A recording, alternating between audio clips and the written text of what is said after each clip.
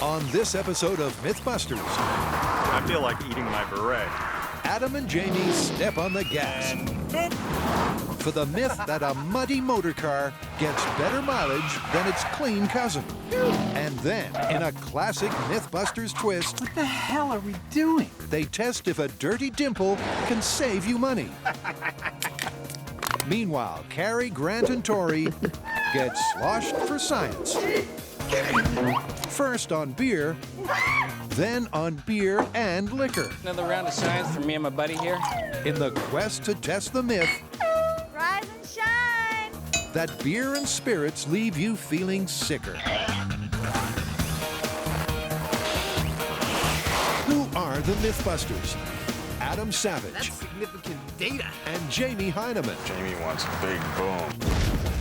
Between them, more than 30 years of special effects experience. Joining them, Tori Belleci, We're popping popcorn with lasers. Grant Imahara, and Carrie Byron. It's terrifying! They don't just tell the myths, Here comes chaos. they put them to the test.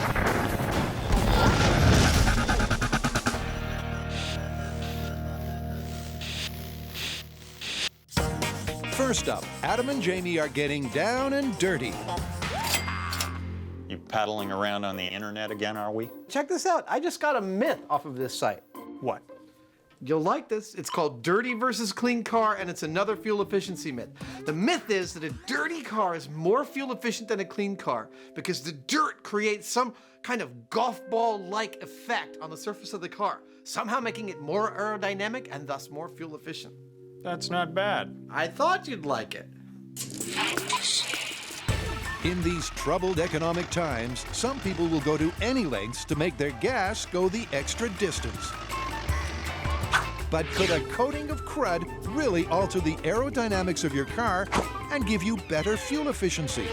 Well, it's down to the Mythbusters to find out if there's any mileage to this theory. Okay, here's my plan.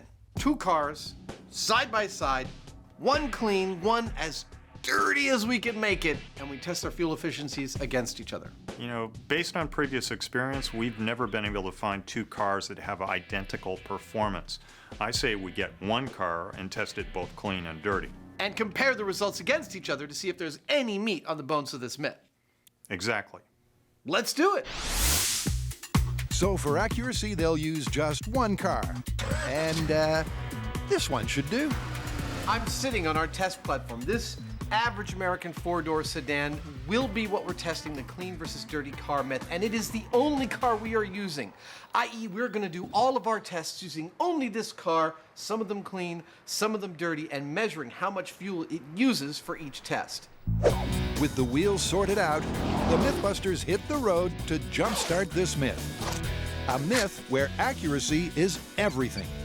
This test is all about precisely measuring the amount of fuel used by this car.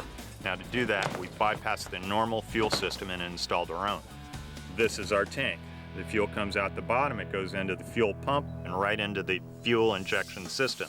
Now, when we get up to 65 miles an hour and we cross the starting line, Adam moves the arrow to the fuel level at that point. When we finish a mile later, he moves the other arrow to where the fuel's at that point. That's how we're measuring the gas consumed. And with a mile marked out, they can get their hands dirty. This story is all about whether a dirty car gets better mileage than a clean car. So to do the test, we need a dirty car. Get down there. Yeah. They're following that old Mythbusters adage that if it's worth doing, it's worth overdoing. Only there's a problem. This is nice and dirty, but can't see very well from inside. Well, stop whining and turn on the windshield wipers. I'm using a little-known technique that Jamie used when he trained to be a ninja. When you are faster than the wiper blade, you are ready. With the dirty car sitting pretty, it's time to find out what its muddy mileage is. All right, go for it. Okay. And just give me a boop when you cross over that start line, okay? Okay. And And you're maintaining speed, right? Exactly at 65. For consistency, the guys run the dirty car down the track 5 times at a highway speed of 65 miles per hour every time. 3 and 7/8. All right, here we go. And then Adam converts the inches into miles per gallon. All right, so we ran this dirty car on a course that was exactly a mile long every single time at precisely 65 miles per hour, and the results are pretty consistent. Averaged out over all the runs, I'm coming up with a fuel efficiency of exactly 24 miles to the gallon. Dirty car, 24 miles per gallon, huh? That's correct. Let's clean it up. All right. 24 miles per gallon seems reasonable. But now for some good, clean fun. They're getting rid of the grime for the clean car comparison test. Wow, that really was dirty. But one shampoo and scrub ain't gonna ditch the dirt. Let's go through one last time. 6 car washes and some Hyneman buffing later, and the car is spotless. But Jamie's not so sure about the myth. I'm not much for conventional wisdom, but if the theory is correct, that means all those shiny airplanes and shiny cars zooming around out there missed the boat somehow. I don't think so. Well, there's only one way to find out. Everything's ready to go? Clean car, we're good to go. Just like last time, the clean car takes 5 trips down the mile-long track. And boop, Got it. boop, Oh, more data points. Fill it full of unleaded. I'm getting to like this drive. yeah, it's kind of familiar now. So check this out. Half of our runs were 3 5/8 inches. Half of the runs were at 3 1/2. That means I can do the average in my head. It's 3 9/16. I love consistent data. And with all that consistent data, it doesn't take Adam long to crunch the numbers. So the results are in, and here they are. The dirty car got an average of 24 miles to the gallon, while the clean car got an average of 26.4 miles to the gallon. I'm gonna spell it out for you and make it really clear that the clean car did better. What'd we get? Clean car's mileage, 26.4 miles to the gallon. That's better. A lot better than the dirty one, yeah. Not looking good for the Myth. No, it's not. Whoa. Dude!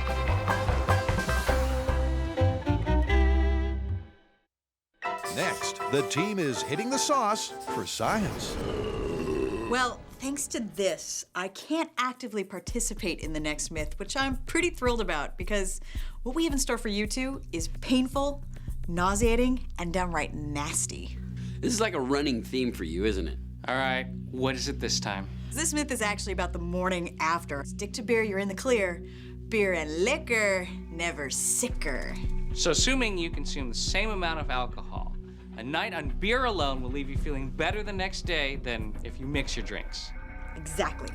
So we're not just getting drunk for science, we have to get hangovers? You'll be suffering for science, Tori. Ugh. Because according to this saying, by sticking to beer and not mixing drinks, you can minimize the hurt the morning after. But testing that ain't gonna be fun. All right, so how are we gonna test this one? Well, it sounds pretty simple. First, we get drunk on beer only and find a way to quantify our hangover. Then we get drunk again on beer and liquor and compare. Well, you know what? It's very important that we consume the same amount of alcohol for each test. That way, this is an accurate comparison. And to keep things scientific, the drinks need to be the only variable. So first off, you need to eat the same thing for each day of testing. Secondly, you need to do the testing at the same time each day. And third, I think it's important that you take a few days off to recover fully before we test you again. Yes! And one more thing. To make sure that there's no cheating, you two are gonna be sleeping here in the shop. What? It's the only way I can assure that you're gonna show up for a 6 a.m. hangover test. Why do we need to get up at 6 a.m.? Well, it's all about maximizing hangovers and controlling variables. For a scientific comparison of both hangovers, Grant and Tori will eat and sleep in an identical way for each test. But most importantly, for both sessions, they'll consume exactly the same volume of alcohol. Ugh. And to ensure their stay is comfortable, Carrie and her Mythbusters minions get to work on Hangover HQ. Touch of class. Now that the rooms are all built and completely decorated, it's time to create my testing area we're going to run a gamut of tests to find out which is a worse hangover, beer or beer with spirits. And after consulting with a hangover specialist, Carrie has built the Throne of Moan. This will test for the 6 crucial symptoms of a hangover. The first 2 being sensitivity to light and sound. Basically, these lights are going to start low and get brighter and brighter till they say stop. Okay. Right there. Yeah, that's good. Now, on to sound, volume and duration. We'll start at a low volume, and we'll get louder and louder until they just can't take it anymore. Stop! Thirdly, to test just how well their hungover brains are functioning, The boys will be looking at a series of 10 pictures, which they need to remember all of and in order. Each test, the pictures will be the same, but the order will change. You're doing good. When you talk, it breaks my concentration. next up, Then they move on to the headache assessment. They're going to decide between 1 and 10 how bad their headache is, because everybody knows a really bad headache goes along with a really bad hangover. I'm gonna have to give it a 9. Ooh. fifth, to test the level of dehydration, it's the pinch. You pinch your skin for 3 seconds. If you're a healthy, hydrated person, it snaps right back into place. But if you're dehydrated, your skin will stick there and slowly go back to normal. Whoa. Creepy. We're going to film that on high speed so that we can get exactly how long it takes for them to go back to normal. And for the final symptom, nausea, Carrie has just the thing. This chair is based on a NASA motion sickness chair that they use for the astronauts. Now this is how we're gonna use it. We're gonna turn up to maximum spin, and they're gonna move their heads forward, back, side, side, until either they cry for mercy or they vomit. But for the time being, that's under wraps, No peeking. as it's time to reveal their new digs to Tori and Grant. Open your eyes. Casa del Mythbusters. Where Carrie has one more surprise. These are for your video diaries. Oh boy, so we're gonna get drunk and then videotape ourselves? Absolutely. That could be damaging. All right, so for tonight, what are we doing? Okay, well, tonight is the control test. So you're staying completely sober, just keep yourselves occupied, and in the morning, we'll come back and do all the baseline tests. With that, Carrie heads home and the guys settle in for some entertainment. Mythbusters! I like when they fight and throw stuff while they're making motorcycles. After turning in at midnight, it's only 6 hours before Carrie arrives with just what this myth needs. Time for science!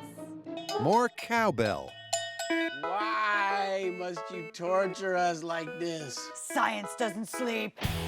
Carrie wastes no time getting their tired but hangover-free baseline controls. First up, it's the bright lights till they can stand it no longer. Ah, there it is. Okay, let's stop there. Okay, let me check the light. Then Carrie turns up the volume for audio.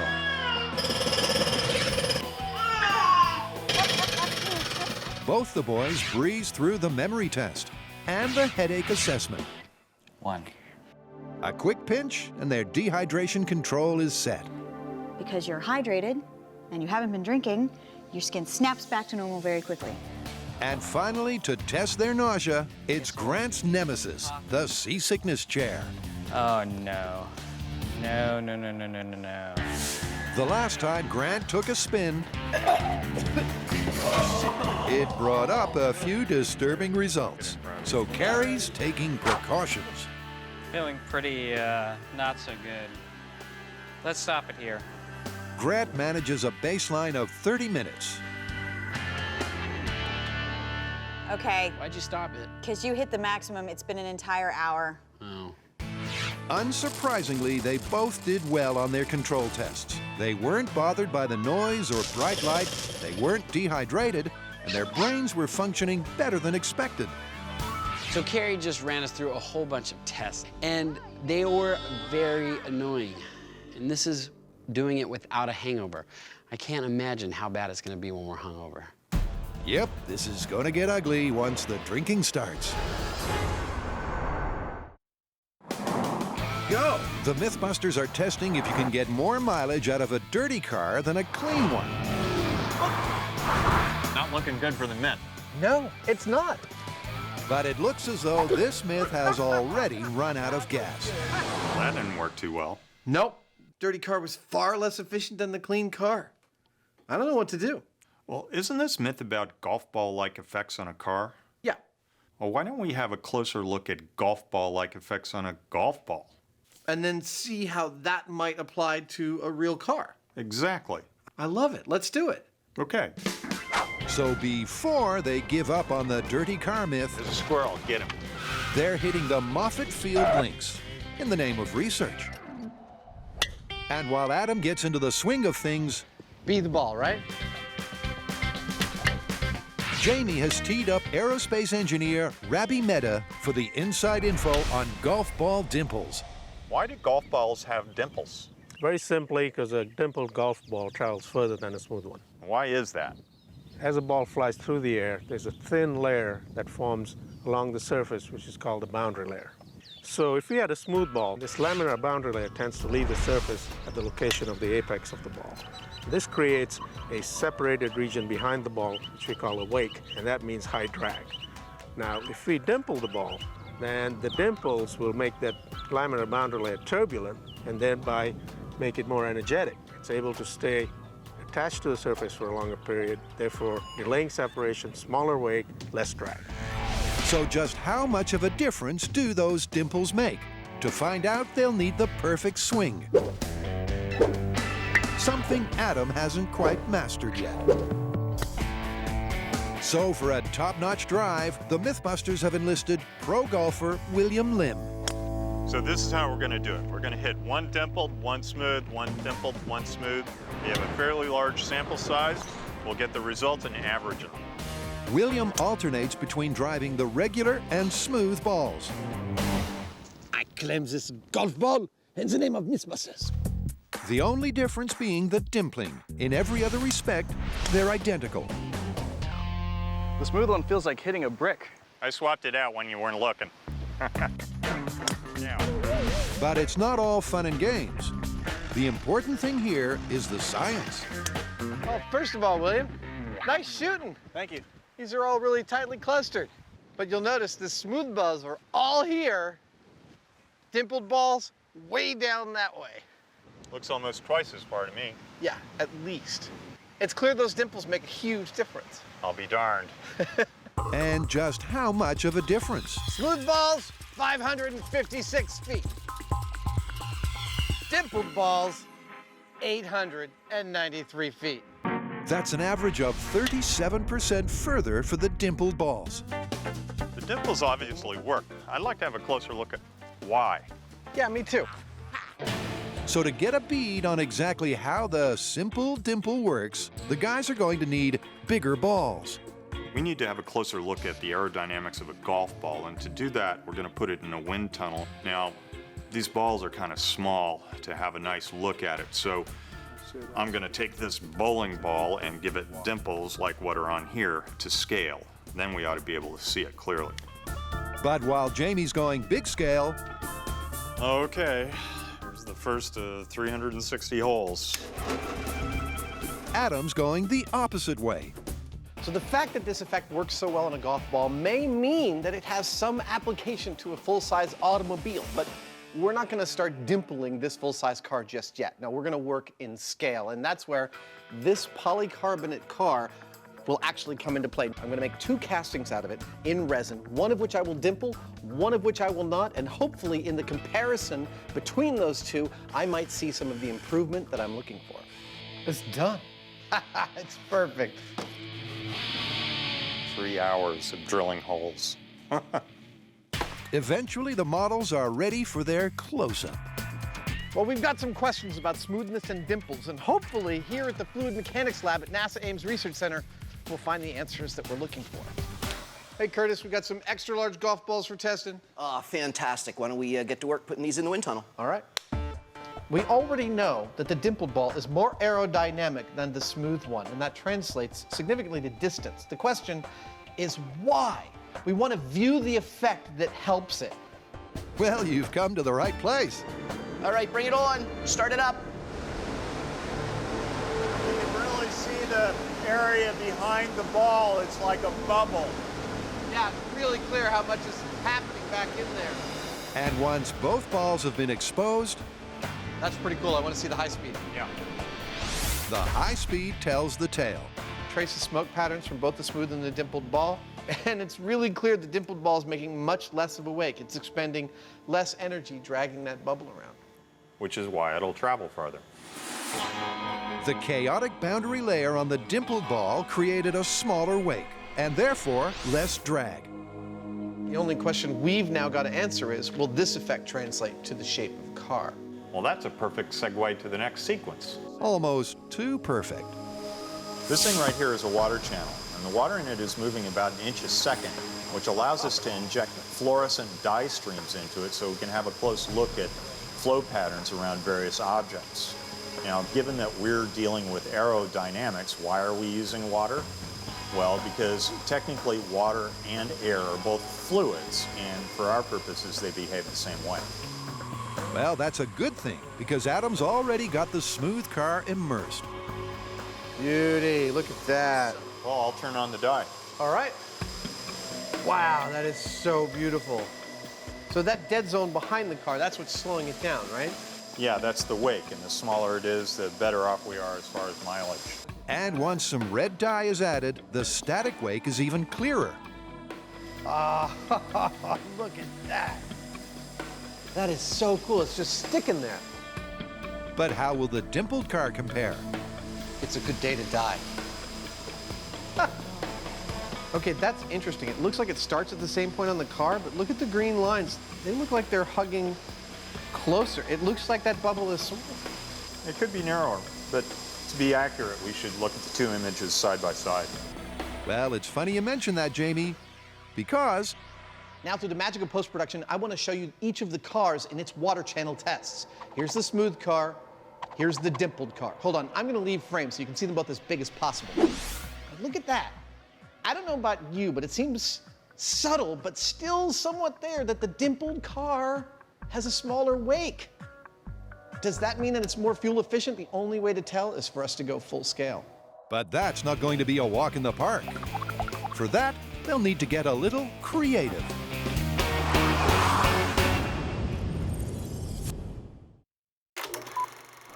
Beer, supposedly the nectar of the gods. It's the world's oldest and most widely consumed alcoholic beverage.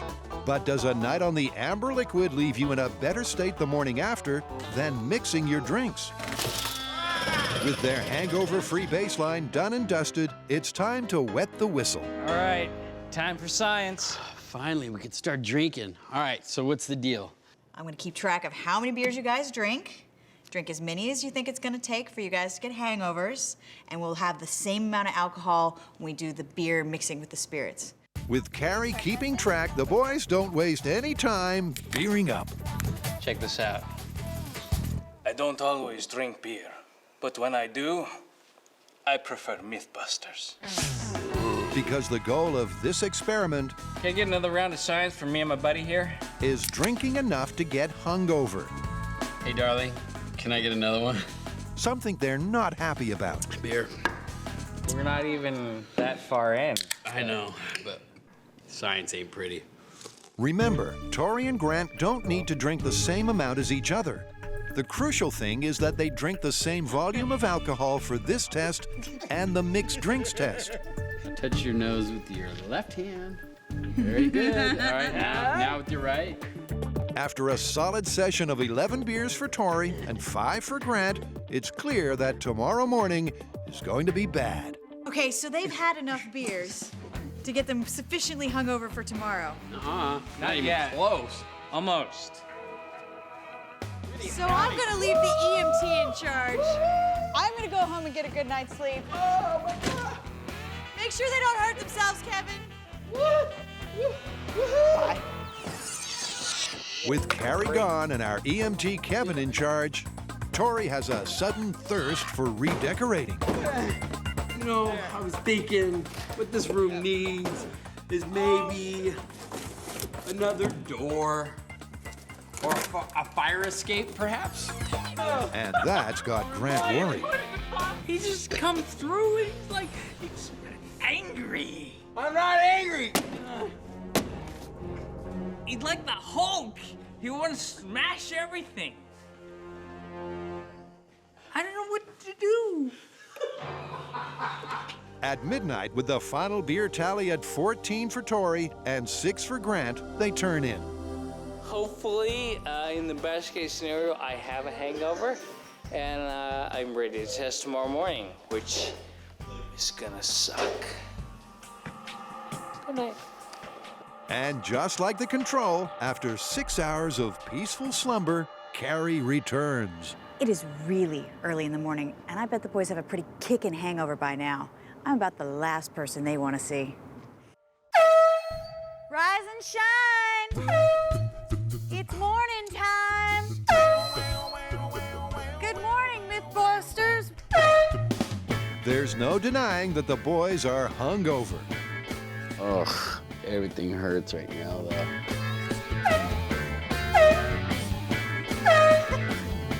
My head is physically throbbing. It feels like it's like... But it's over to Carrie to assess just how bad they're feeling. First to face the tests is Tori. He's blinded by the light. Okay. Right there? Can't take the audio barrage. That's a good level. That's a good level. And is clearly dehydrated. Definitely slower than yesterday. Although he does surprisingly well on concentration, Time's up. after 2 minutes, he demands the chair stop. I'm done. I can't do this anymore. Grant's similar when it comes to light, sound, and dehydration, but flunks the concentration test. And as for the chair, viewers of a nervous disposition look away now. Just think, when you vomit, the test is over.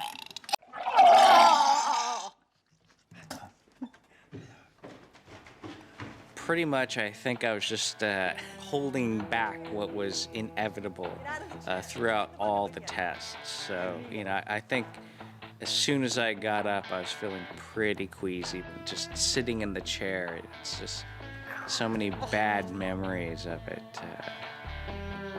Couldn't hold it back any longer. The morning after beer, both the guys' tolerance to light and sound has more than halved. They're at least 4 times more dehydrated, and their nausea is through the roof. Compared to the control, Grant and Tori are badly hungover. It's fun getting here, but man, now that I'm here, I'm not so happy. Turn that light off now.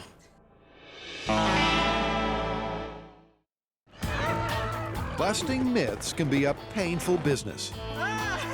Tori and Grant are all too used to putting their bodies on the line to get to the truth. But for this myth, they're getting sloshed for science.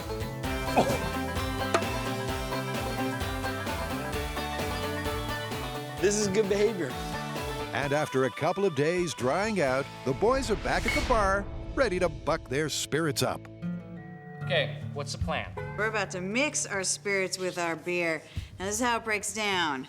Here are your charts. Grant, you consumed 3.6 ounces of alcohol cumulatively through your beers. Tori, you consumed 7.968. So for that, it means you, Grant, need to drink 2 beers and 4 shots. Tori, you get to drink 5 beers and 8 shots. That sounds like I'm gonna die. It's the exact same amount of alcohol. And that's key. Despite their reluctance, for a scientific comparison, the guys will drink precisely the same volume of alcohol as test 1, but this time in the form of beer and spirits. Start date 5/19/09.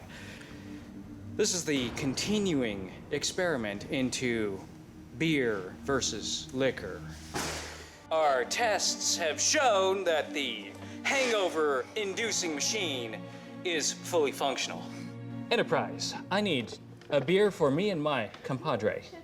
And once the beers have been beamed into their system, come here, you beautiful beer.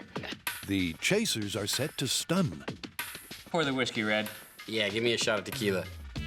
Remember, the guys have eaten exactly the same thing as the previous test day, started drinking at the same time, and are proceeding at the same rate. The only difference here is the mix of alcohol. At this same point, the other evening with beer, I was, surfing the couch. We were kicking holes in walls. We were doing all kinds of crazy stuff. But now, I'm feeling pretty good. Walk the line, Imahara. It's a fine line. Walk it. I don't even think we're close to hangover drunk yet. But a few drinks later... All right, so I've had 5 beers. So I've had 5 beers and 8 shots. I've had 5 beers and I've 8 now. So I've had 5. Come on, you guys. Give me a little break. I think what Tori's trying to say is that the alcohol is working. Whoa! What it do? Eat! My job as executor of the alcohol is finished. They have both ingested their allotted amount for the evening. Now I'm happy to say it's time for me to go home because they're starting to get a little crazy. Indeed, excessive consumption of alcohol can impair judgment.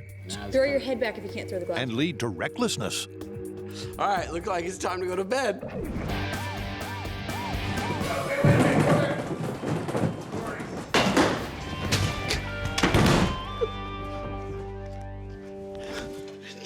It's time for bed.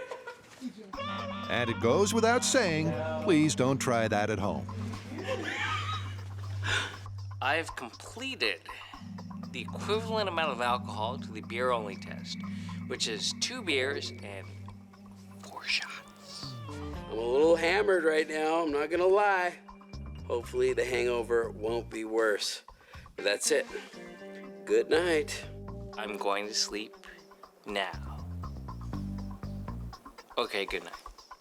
Sleep tight, because tomorrow it all starts again. Adam and Jamie are testing if covering a car with dirt could have a golf ball-like effect, reducing drag and improving fuel efficiency. And although the dirt didn't cut it, But the clean car did better.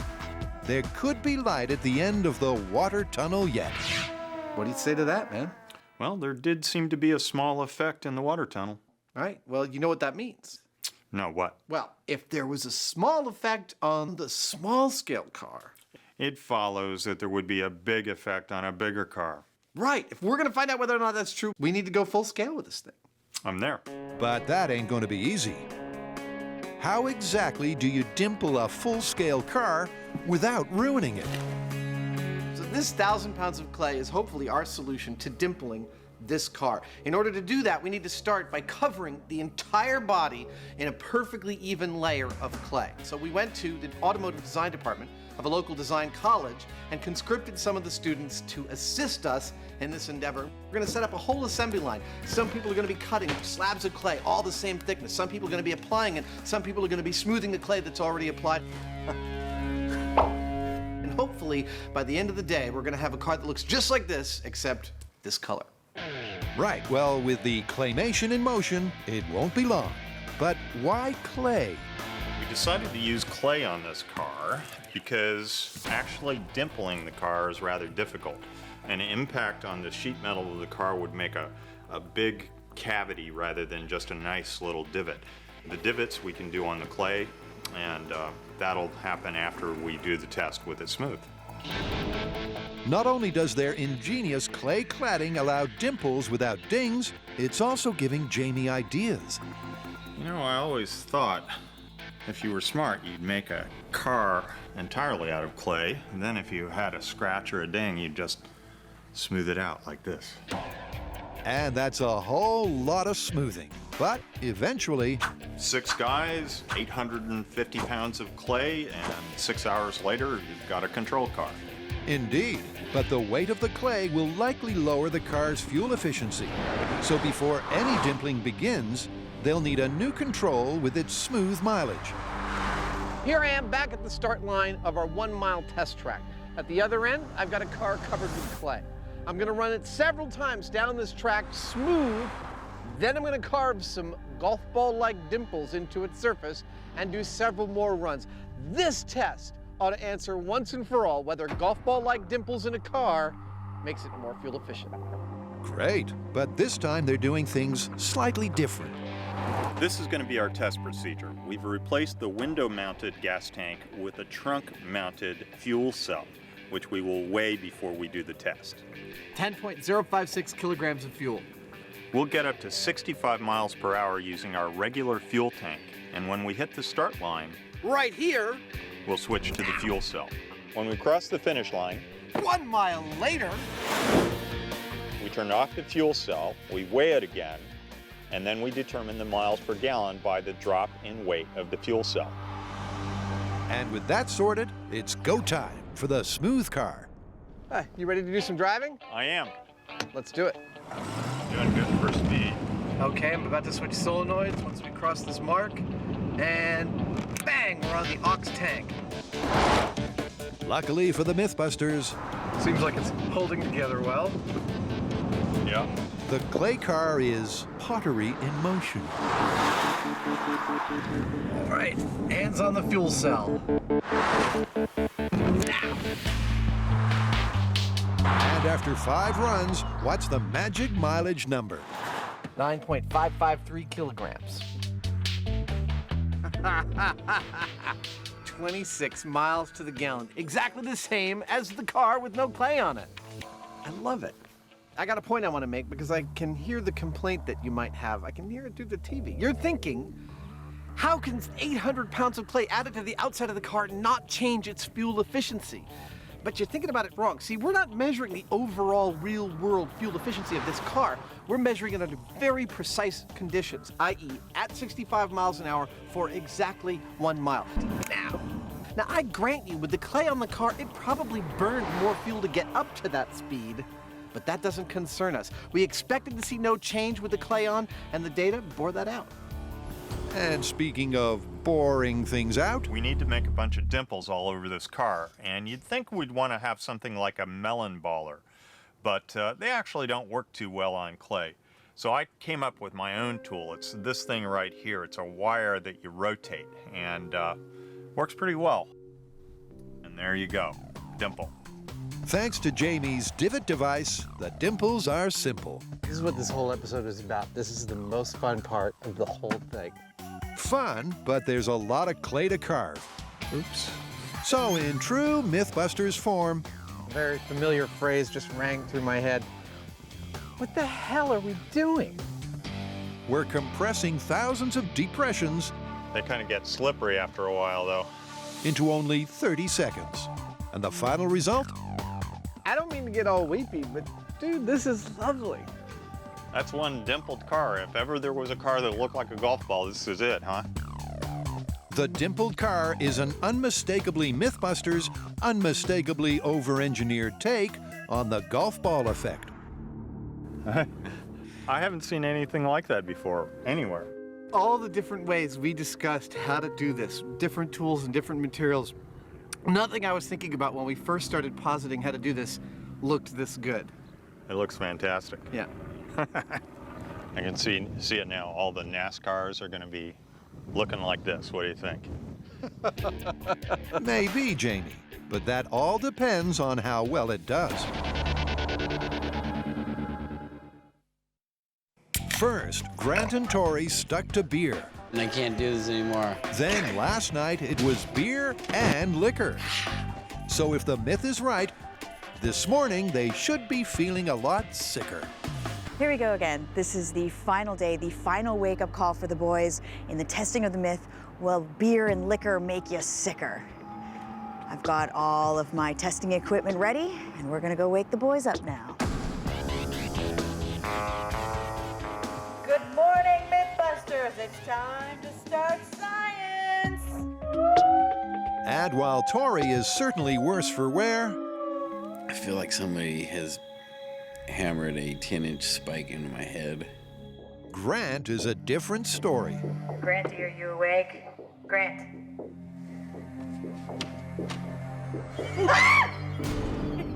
It's gotta be worse than the siren. I got news for you. I'm awake and I'm not hungover. Hold on there, Mr. Imahara. Explain yourself. For whatever reason, the same amount of alcohol divided between beer and hard liquor is much easier on my system than just straight beer. On the straight beer, I was kind of, you know, doing all kinds of crazy things, but with the liquor, with the hard alcohol shots, I feel that I remained fairly lucid throughout the evening. And when I went to bed, I was like, you know, I probably could do more, but I had to stop because we have to stop at the same amount of alcohol. Well, we'll see. Indeed we will, because just like the last time, Carrie is putting her guinea pigs through their hungover paces. I think I'm never gonna drink again. Ooh, that's a good sign of a hangover. Wink. Okay, grab the light meter and put it next to your face. Copy. Okay. It's obvious Grant isn't suffering too badly. He's not bothered by the light or sound, he has no headache, and he performs much better on the memory test. And time. Tori's sensitivity to light and sound is better than on beer, but he's still just as dehydrated. Ew. Creepy. And his headache rating? I'm gonna have to give it a 9. Ooh, good. Yeah, it's hurting pretty good. However, when it comes to the regurgitron, I do find myself taking a lot of deep breaths, so it's kind of like a ride. His tolerance to the barfometer is through the roof. And as for Grant, Okay, full spin. But pretty much, you've already surpassed your last test. yep, he not only exceeds his beer hangover score, amazingly, he matches the time set on his hangover-free control. That's it, I'm calling it. You hit your control marker, and you haven't vomited. Well, all right. Guess the beer before liquor didn't make me sicker. That's amazing. I have not only heard that rhyme my whole life, I've totally thought it was true. I mean, we need to get all the numbers in to double check all the data, but I mean, Yeah, just seeing you and Tori, the bucket is clean. the bucket speaks. Indeed. And although we don't usually take our cues from buckets, this one might be onto something. Can you turn those lights up a little bit? Look, they seem a little dim. So I've just finished the last day of testing of which gives you the worst hangover. And you know what? I'm gonna have to say, beer and liquor, never sicker, it doesn't seem to be the case. I mean, right now I have a crazy splitting headache, way worse than I did when I drank the beer. But overall, I feel much better than when I drank just beer. But you know, we won't know for sure until we look at all the data. But right now, I don't know, this saying doesn't look like it's true. And the data backs Tori up. On light, sound, concentration, headache, dehydration, and nausea, Grant improved significantly. And while Tori's headache was more severe and his dehydration on par, on every other test, he did better than on beer alone. So what does that all mean for the morning after myth? Well, you know, to be honest, I felt a lot better after the test where you mix beer and alcohol. Yeah, but for both of you, in almost every single test, you improved from the beer hangover. You know, these are really surprising results. This one's looking busted. Yeah, stick to beer, you're in the clear. Beer and liquor, never sicker. Pfft, busted. Busted. And you know what? That's it for me and beer. Forever? Okay, maybe just this week. Attaboy.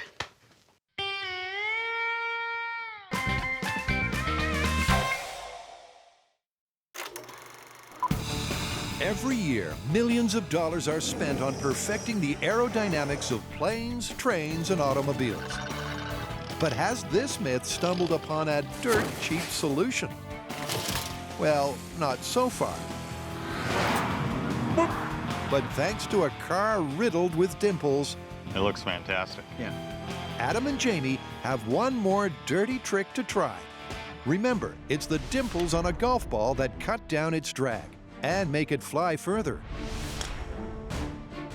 So by covering the clay with these, That's one dimpled car. If ever there was a car that looked like a golf ball, this is it.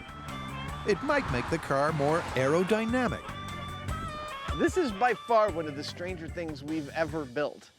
And to my mind, actually one of the most beautiful, and not aesthetically either. I mean, to me, the beauty here is that we've taken the phrase golf ball-like effect on the car to the furthest possible point.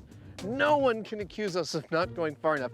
Is this treatment going to translate to better fuel efficiency? I really don't think so. Adam's got his doubts, but before they test, there's one thing to make clear. But Adam, I hear you say, you cut out 1,082 Dimples worth of clay. That significantly lightened the weight of the car, and that might translate to better fuel economy. Ye of little faith. For look here, we have every dimple we've cut out of this car, and into the back. It goes. We thought of everything. Yep, everything. But will those dimples make a dent in the fuel consumption? 9,450 grams. That's our start weight. Well, by now you know the drill. Main tank solenoid is on. Let's go, dimple car! Now! This thing really is lovely. Looks better from a distance. You know what's funny? This is absolutely the category of things that work only as long as we need them to work. This thing's just gonna start sloughing whole body parts off any minute now. But despite 5 runs at 65 miles per hour, the clay catastrophe never comes. So it's over to Adam. 8,972 grams. All right, time to do a little math. What'd you get? Okay, so the clean car without any clay on it was 26 miles per gallon and change. The clay car with no dimples was 26 miles per gallon and change. The dimpled car, 29.65 miles to the gallon. There is a golf ball-like effect. I feel like eating my beret, but I'm not gonna. That's awesome. We totally didn't expect that result. If we had to bet, and not being a betting person, I didn't, but if we had to bet, we would have both said, if anything, this would get poorer mileage. Like, you know, we should have gotten something like the dirty car did. That's the coolest thing ever. And that result has got both Mythbusters boggling. It flies in the face of conventional car wisdom that a smooth, streamlined surface reduces drag. Although the dimples are a long way from the dirty car and its coating of crud, it goes to show a rough surface can more than deliver. If it works for a golf ball, it ought to work for a car. But somehow I didn't think it was going to be that easy. You can say what you want, though. I mean, the fact is it worked. In fact, it gave us an 11% improvement, and that's significant. An 11% improvement may be significant, but... It kind of makes you think, doesn't it? I mean, what does it all mean? Where does this leave our original myth that a dirty car will get better fuel economy than a clean car? Well, that myth is cleanly busted. But the theory behind that myth, as stated in the original myth, that there is some kind of golf ball-like effect that will help the car get better fuel efficiency, we actually found a golf ball-like effect that helps the car get better fuel efficiency. Strangely, I think we call this one myth busted, concept plausible. I was pretty impressed how well that worked. Yeah, I don't know if I'm gonna do it to my car anytime soon. Well, the clay'd fall off after a while.